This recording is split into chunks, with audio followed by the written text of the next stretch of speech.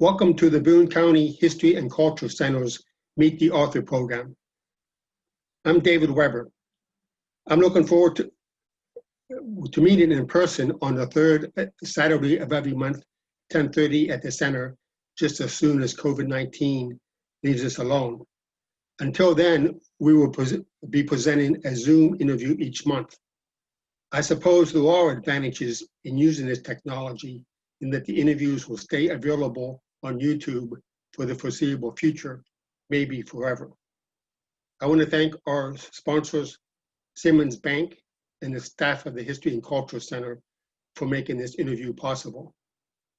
Our goal is to present authors from mid-Missouri or authors who have a lot to say about Missouri.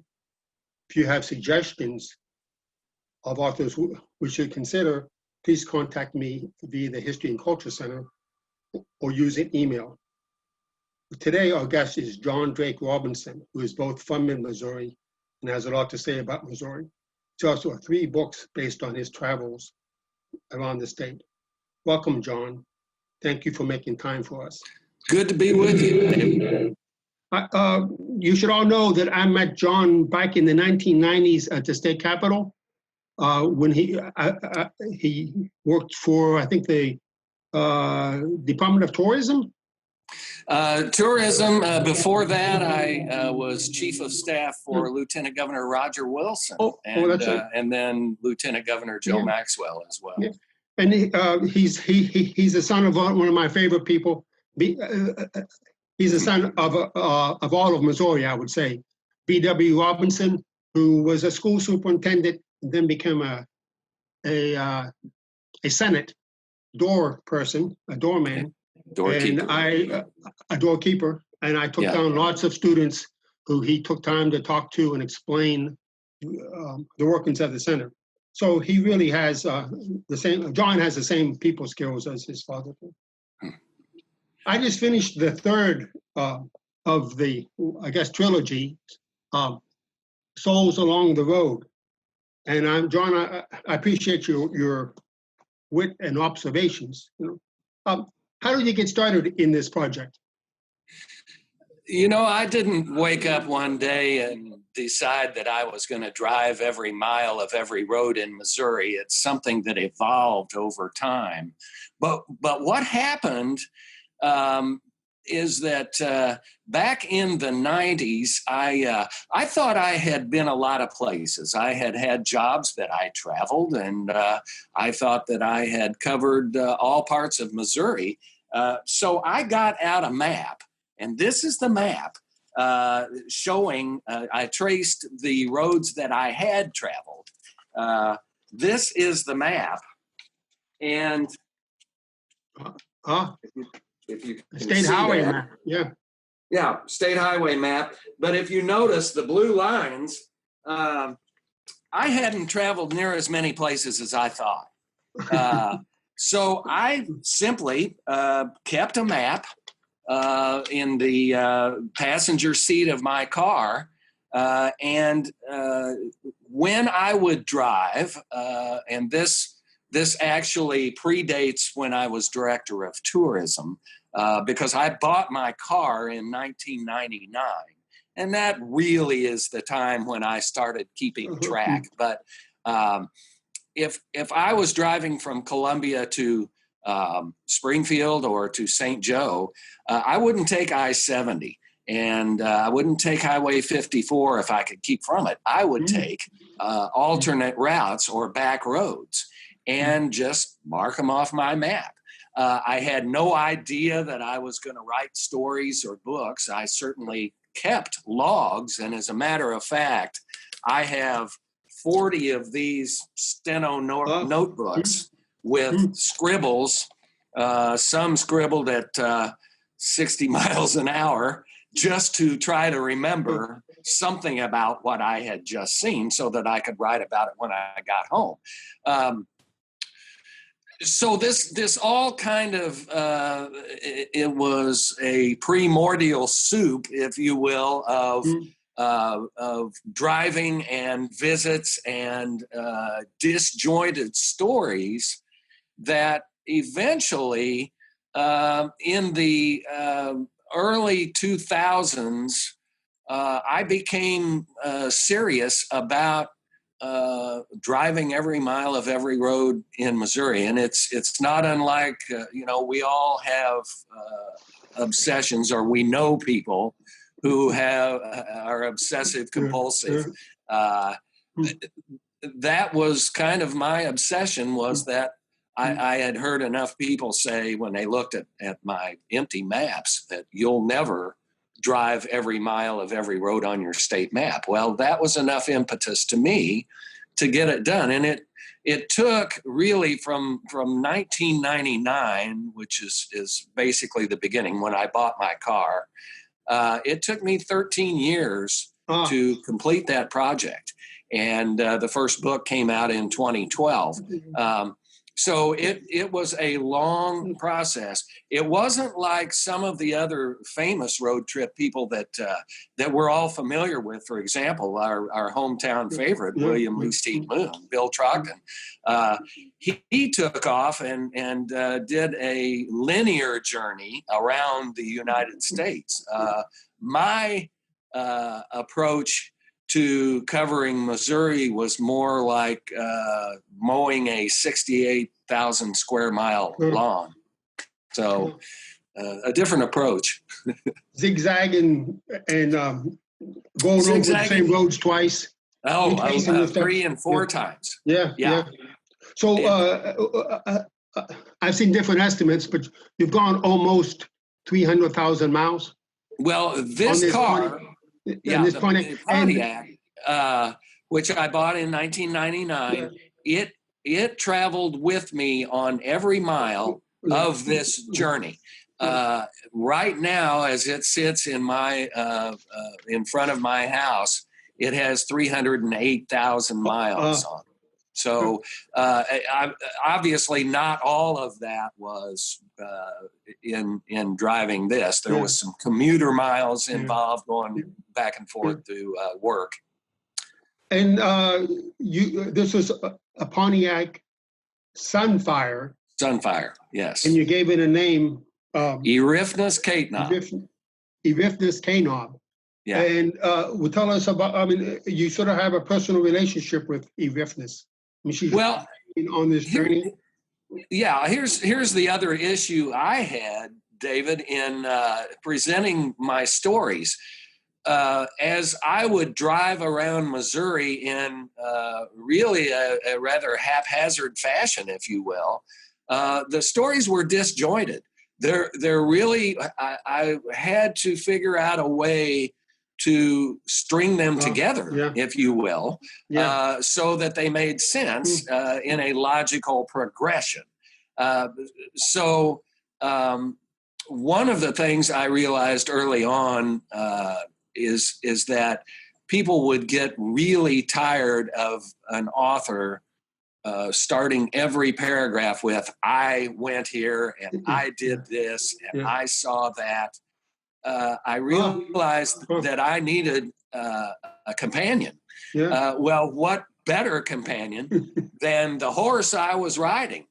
So Eryphnus Caitnob became a character in the book. And, it didn't, sometimes it's, I have fun with it, let me say that, but I don't take it to the extremes that the car talks to me, other than you listen to the engine and you hear the tires and you watch the oil light and that kind of thing. But the car communicated to me and also delivered me safely on this journey. So it is a full-fledged character in all 3 books. And we do have a short video about how John talks about the car and his travels. So let's pause here and take a couple of minutes to view the video, and then we'll be back for conversation.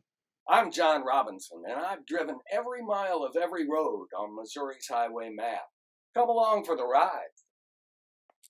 This car has done something no other car has done, no other car in the world. Its tires have touched every mile of every road on Missouri's highway map.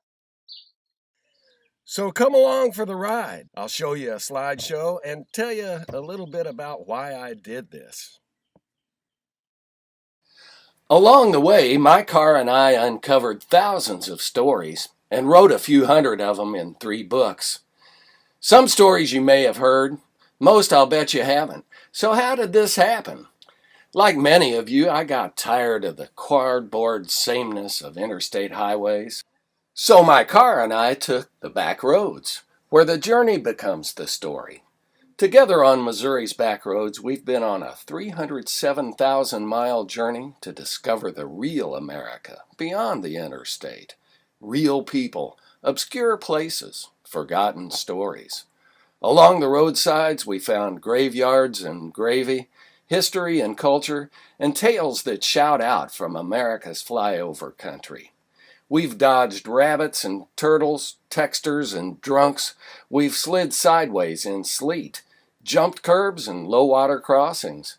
We've passed every pun on every roadside marquee, every time and temperature sign, every clip joint and carny barker and corn dog vendor, every barbecue shack and Tex-Mex taco stand, and we've stopped at most of them.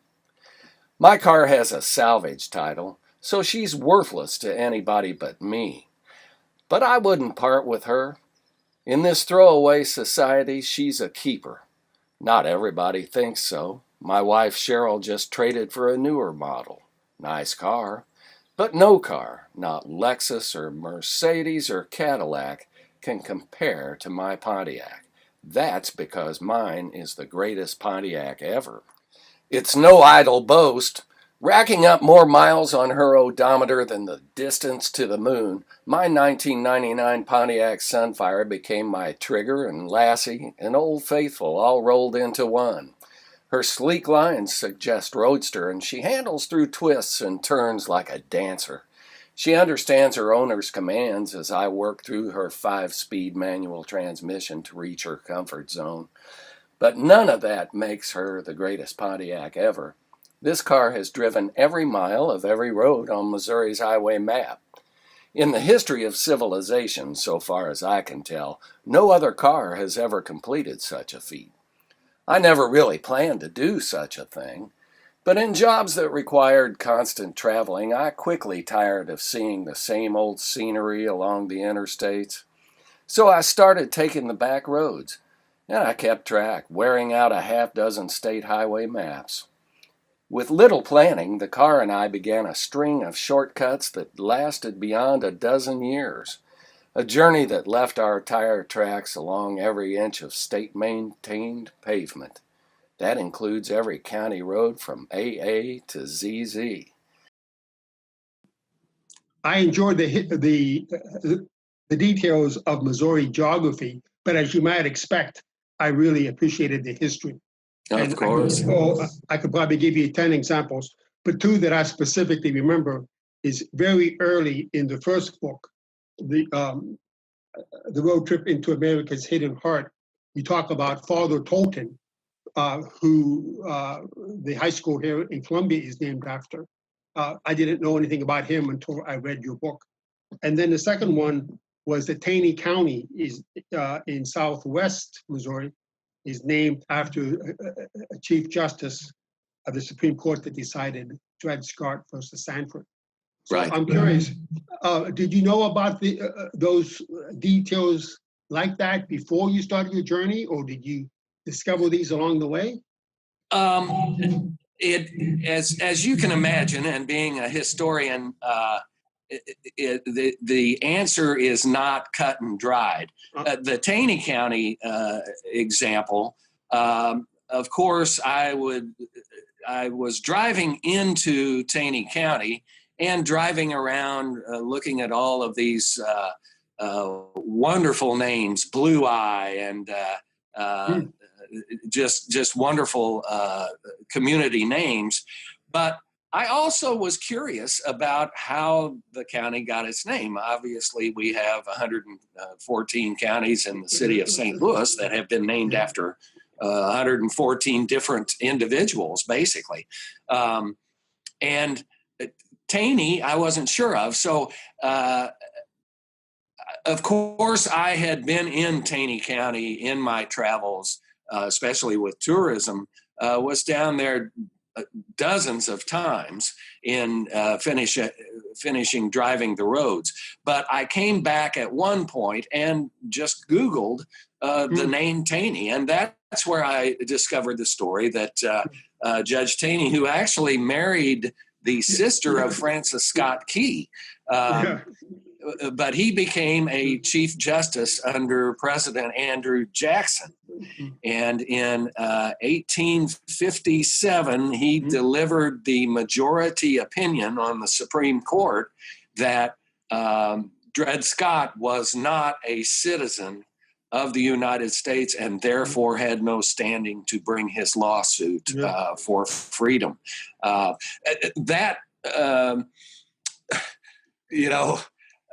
It was an interesting discovery that I learned, and adds a little depth of character to Taney County, but I won't say any more than that.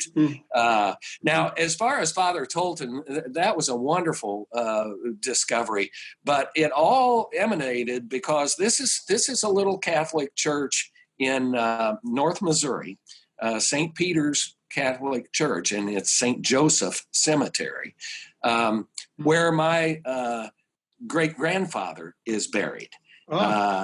And my great-grandfather's name was Daniel O'Dwyer, and a good Irish, he was actually an Irish Catholic priest. So there is a story there, and I'm actually working on a novel about my great-grandfather, the Irish Catholic priest. He is buried in that cemetery.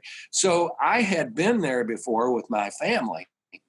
I returned there, noticed that the church was falling into disrepair. The roof had holes in it. It was leaking. All of the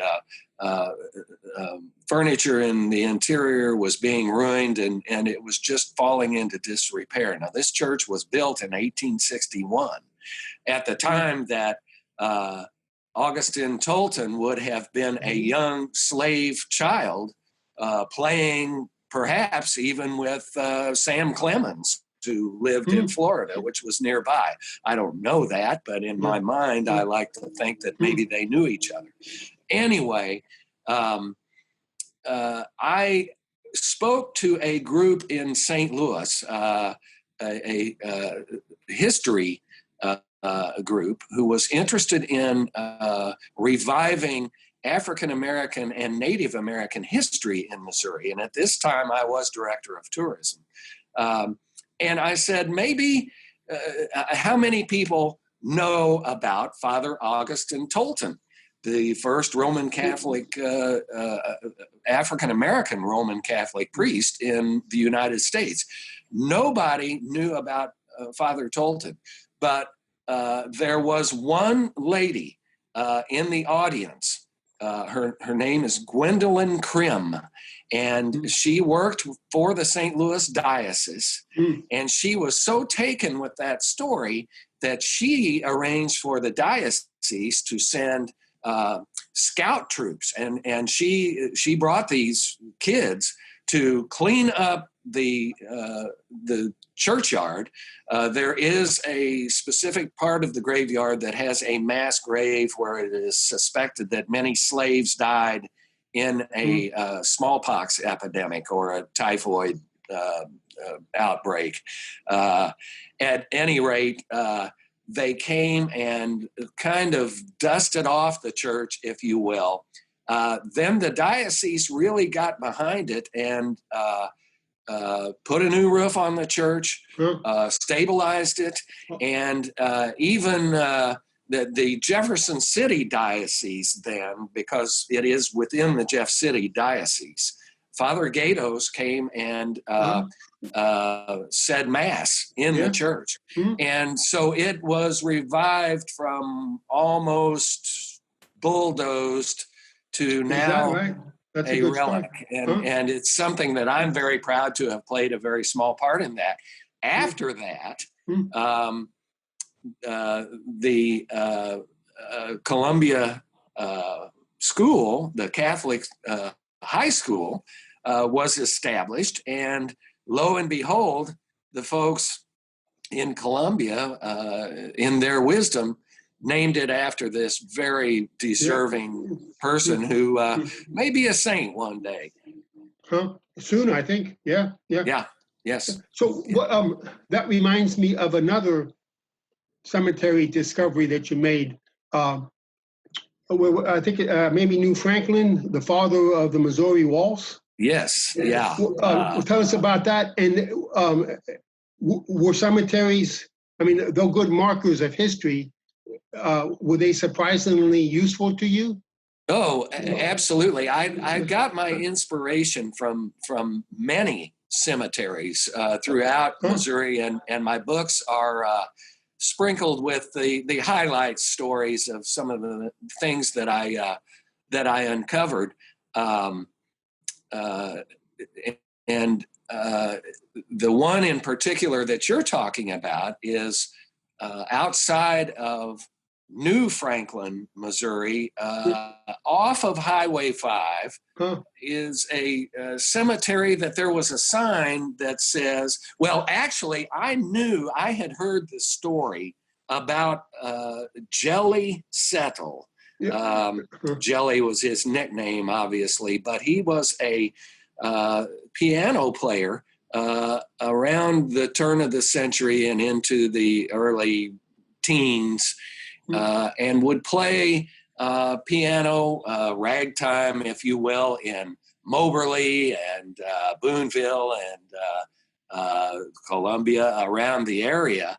But he was in Moberly one time when he was playing this particular tune that a band leader from Iowa heard, and his band heard it, and they said, well, that's a catchy tune. What do you call that? And, he didn't, I don't know if he had a name for it or not at that particular time, but the band leader, in essence, took the tune and made it famous.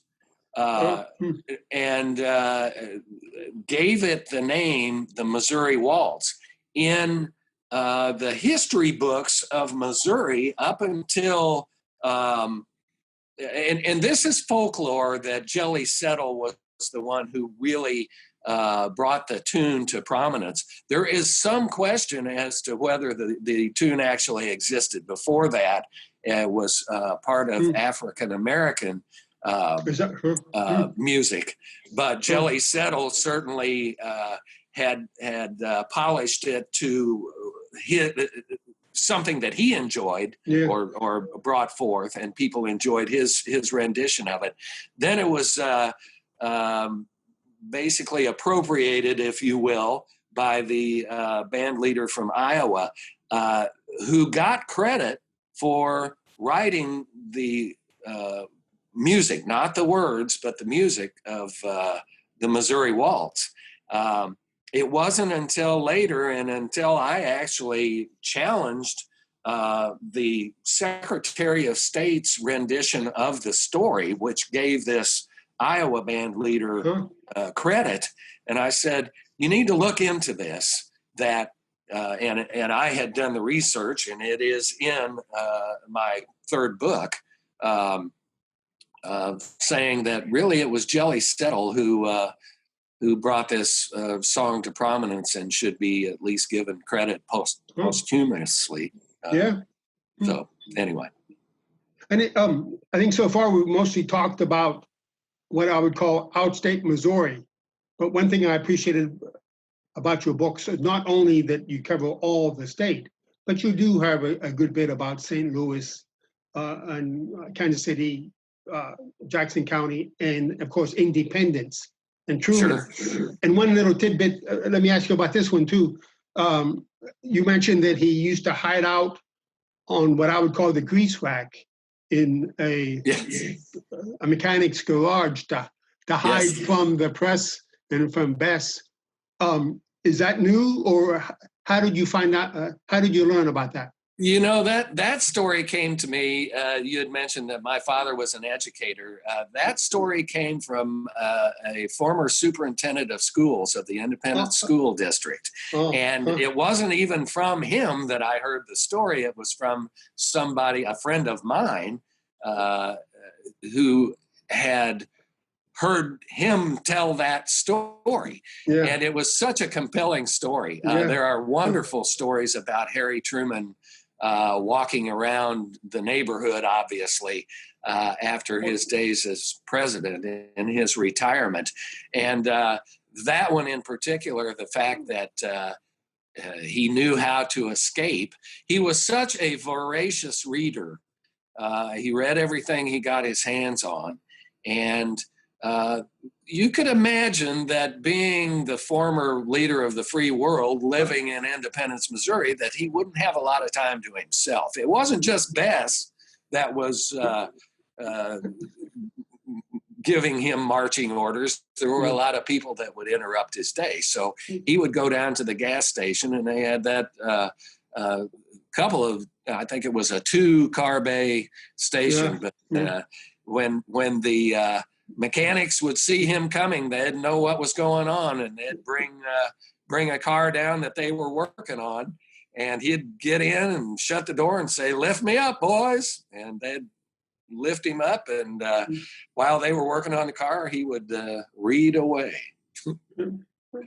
So, do you have a favorite part of the state? I mean, I was surprised about how you talked about. Well, you mentioned every place that I've been to, and I haven't been all around the state. Do you have a favorite area of the state? I have many favorite areas of the state, as you can imagine, and I don't think that any of us would travel to the extent, certainly, that I traveled, unless you had a deep, abiding love for the geography, the geology, and the people, the history of this state, and the food, I must say. But yes, I would have to say that my favorite spot is on the Upper Jacks Fork River. It's a place called the Prongs, or it begins at a place called the Prongs. It's in Texas County, and it's just a beautiful area. But I join 50 or 60 friends have been floating the Jacks Fork River for the past 30 years. And we meet every spring on the last weekend in March. It's actually the first week of spring. It's still and we cold, float. though. Yeah. It's still cold. You could see sleet or snow, definitely at night. And you better be prepared if you flip your canoe. But the water is high, or there's enough water. I shouldn't say that it's always high. But generally, you've got enough water to float the Upper Jacks Fork River. And that's my favorite spot on earth. But there are so many places that I really love about Missouri. And I remember you saying in the video, anyway, I don't remember it from the book, that there's some place on Highway 17 that goes to success. And yes. The road to success. It's the road to success. That's just a little play on words, but actually Highway 17 is kind of a fun road. It at one point, it begins just west of Jefferson City and drops through Eugene on down, parallels the Ruby Doo Creek, which I have floated the entirety of the Ruby Creek, that goes through Waynesville, Missouri. It goes through Houston. The highway goes through, it passes Tuscumbia and Iberia, goes on down through Houston, Missouri, the home of Emmett Kelly, perhaps America's most famous clown. And then it also crosses the Jacks Fork River, but at one point it does go through Success, Missouri. Huh? Huh. That's on my map to check out. Highway It's a 17. fun road. And then I also appreciated you writing about the Boot Hill, which seems so far from Columbia. And is it Dunklin County? Dunklin County. It's 54 miles from tip to tip or something? Yeah. Dunklin County looks like one side of an hourglass, basically, if you looked at it. That's the way I describe it. And so I say that it's 54 miles tall. It borders Pemiscot County, and those two counties are the heel of the Boot Heel, if you will. But yeah, it's a long way from Columbia. It's also the culture is very different. You know, David, and I think most people in Boone County realize this because we see all parts of Missouri from our vantage point. But Missouri has so many different cultural aspects to it, and even geological aspects. The Boot Heel geologically is much different than the rest of the state because it's the alluvial floodplain of the Mississippi River. But it used to be swamp until they drained it, and so that's why the farmland is so rich. But you know, there's a place down in the Boot Heel called Big Oak Tree State Park, and those people who are familiar with Big Oak Tree will know what I'm talking about. But it grows so many trees to steroidal proportions because of the rich soil that there are, I don't know how many now, but at one time there were 6 or 7 state champion trees just in that state park. And there, of course, the big oak tree is no longer there. It germinated. They trace it back to before Columbus. So it was in the mid 1500s, and it finally bit the sawdust back in the mid 20th century, but they still have a cross section of that tree. And you told a story about a couple that were both born slaves, birthrights. Yeah, the birthrights. Yes. And how well recognized is that? Because what in Clarkton, I think you said. Where are they from? Yeah, Clarkton. And I'll tell you how. But it was hard to find, it seems. Well, it was, and one of the reasons when I went to the Boot Heel, I checked into several different towns, not Clarkton, but I checked into several different towns, and I would stop at a convenience store, and I would say, I am looking for the home of the birthrights. And people would look at me with no clue. They really didn't know what I was talking about. So I would explain to them who they were, that they were born enslaved African Americans. They actually were brought to the Boot Heel separately, lived on separate plantations miles apart, but got to know each other when groups would get together, and they fell in love and married and eventually gained their freedom. They became very wealthy landowners. They even were involved with a bank and made loans to people. Now, this is post Civil War Reconstruction, so it was very, very rare that happened at this point. But the birthrights were very well loved in the community. He was a fiddle player. She baked wedding cakes and was a seamstress.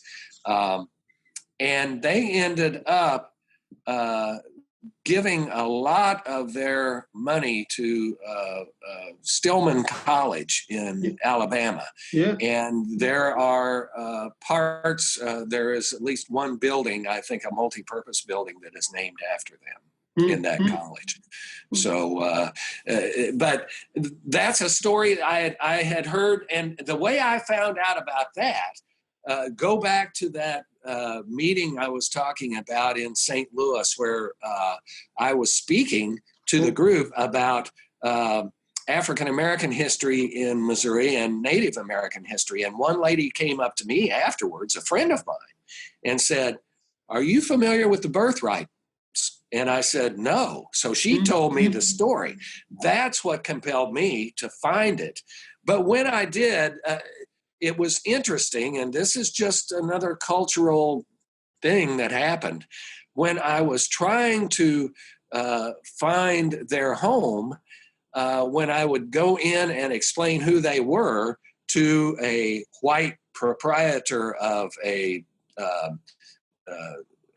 gas station or a convenience store or a restaurant, when I would say to them that they were African American, they would say, "Oh, they don't live around here. You might try Clarkton." And I got that everywhere I went. And sure enough, I went to Clarkton, and that's where they lived. So the house is preserved now. The house is on the National Register of Historic Places. I'm not sure what they have done with it other than preserved it. And I'm sure that Lord willing, and if they get enough money, they'll try to turn it into a museum to honor the lives of these wonderful people. So, like another slave-related story I remember is something called, it's called Slave Rock on I-70? Yes. It's at Mineola Hill, and I'm sure most of the folks around this area are familiar with the Rock. As you drive down into the very deep Luder Valley, Luder River Valley, and you're coming up toward St. Louis, the Rock is between the eastbound and westbound lanes of I-70. Most of the Rock has been covered by sediment, actually in the building of the highways. But back in the early 1800s and 1900s, the area was, at least in African American folklore, was known to be a place that slaves were brought to that rock and auctioned. So families were broken up there and went different directions from that rock. So it is a place of deep meaning for the African American community. The Caucasian community used to use it as a picnic area and was actually something that they wanted to treat as something not as sacred as the African Americans would look at it, or as solemn, if you will. And there was a little fight over that, and probably about 15 years ago or so, there were attempts to change the name to Slave Rock, and there was a lot of resistance to doing that by people who live in the area. So, and it's called Graham Cave now? Well, Graham Cave is on up the hill, and it is on the north side of I-70, but it is in that area. That's right. It's not part of Graham Cave State Park. It is actually just, it simply sits between the two eastbound and westbound parts of the highway. So nothing has been done with it, and it would be very hard to do because of access. It's right there between the two lanes of the highway, with cars zipping by at 80 miles an hour, and there's no off ramps. So it would be very difficult to make it into anything else without. Now, in the future, when let's hope in our lifetime we see that I-70 is upgraded, perhaps there can be some attention to that particular spot, and it gets its due notice. Yeah, well, that's fascinating. And I guess in a way it confirms a quote in your book from Harry Truman that was one of my father's favorite quotes, actually, that the only thing new is the history that you don't know. That you don't know, absolutely. Because I've driven past the hundreds of times. Yeah. Well, and you know, we're going to run out of time. So let me ask you, go on. Okay. No, I was simply going to say that the state is so full of the history that we don't know. And there's a lot of history that we've heard and that we've heard different versions about. But when you get out and visit these places, you learn so much more, and the layers of culture are just phenomenal. Yeah. So will there be a fourth volume of this set? Or what are you working on now? I've got enough material probably for a fourth and maybe a fifth volume. I don't know. That's really not high on my list right now. I think the three books certainly have presented the things that I wanted to get across. Right now, I'm working on a novel about my sailing experiences on a boat that several friends of mine and I had, and so I'm furiously working during this time of sequestration during the COVID time, writing a novel about sailing with the Scotch brothers. So stay tuned. Yeah, well, I look forward to that. Well, I really appreciated all these books, and I'm glad that you were able to talk to us and that to bring attention to Missouri history that we should learn. So, well, thank you, John. And for our viewers, I hope you catch us the third Saturday of every month at the Boone County History and Cultural Center. So thank you. Thank you, David.